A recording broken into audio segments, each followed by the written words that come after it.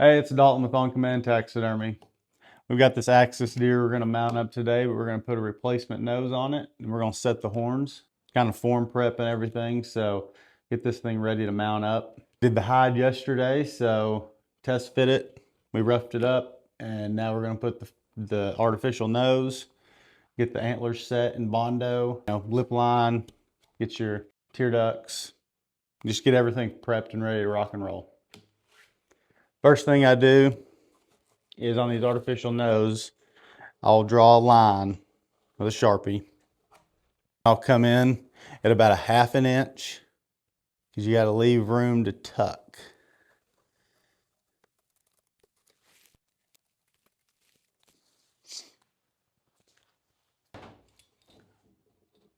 And then you'll just simply follow your line. Same thing.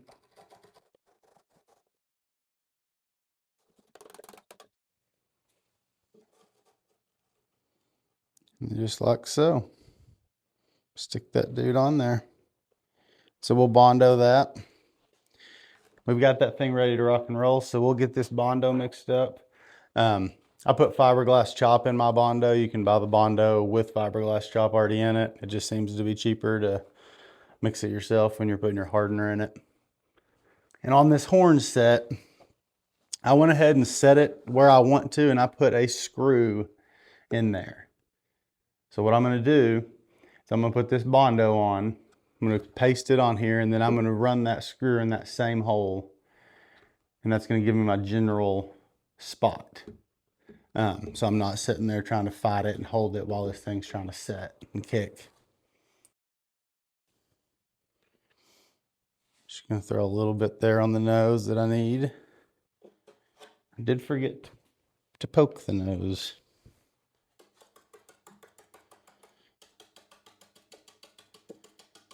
Just kind of gives it that something to bond to.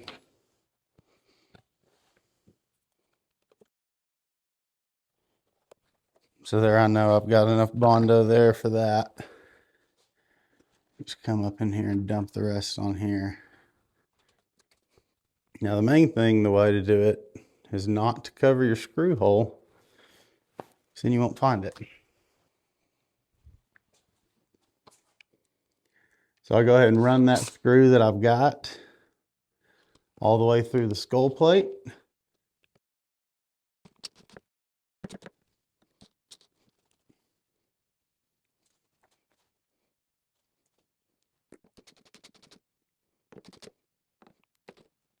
So I also have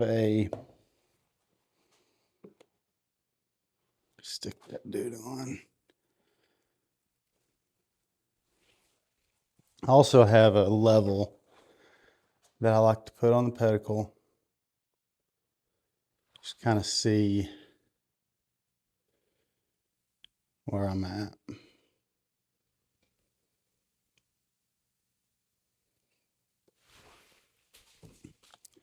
So I'm going to run this screw right in here because it needs to be held.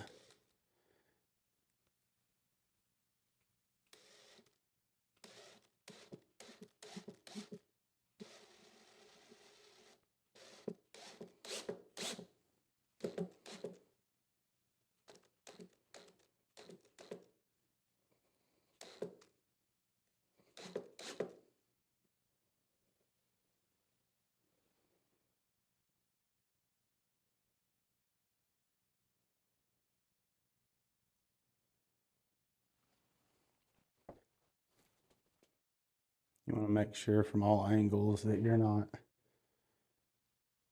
cockeyed one way or another. Everything looks good from the front, the back.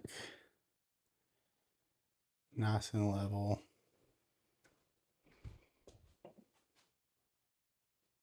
Cool. So now on this nose, what I'm going to do before it really gets kicking, let's see if I can get all this excess off here.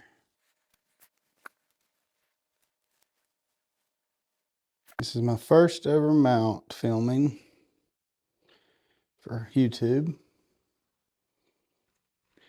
Just kind of thought that it's just interesting what I do, and everyone's interested, you know, when they come in the shop and see everything. And so if I can help some people out, or if you're just bored and like to watch, there's really no rhyme or reason on why I'm doing what I'm doing and how I do it. You know, there's a million ways to skin a cat. And you just kind of have to pick the method that works best for you, that doesn't fight you, that you enjoy. If you're getting into taxidermy, you know, like I said, there's a million ways. A lot of people don't use artificial noses, they Dremel. I find the Dremeling to be cumbersome later, where I've got a nice, beautiful shape already made. It's deep. I've got as much tucking skin as I need to, you know, with these artificial noses.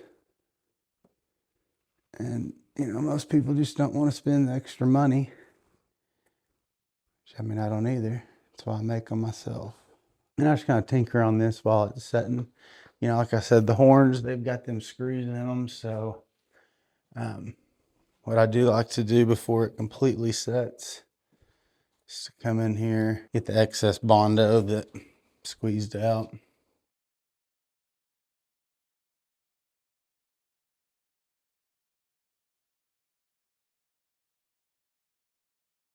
We got all that filled in. Now I don't have to do as much sanding and everything.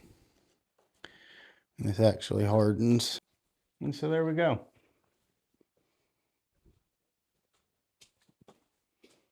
There's the antler set on this guy here.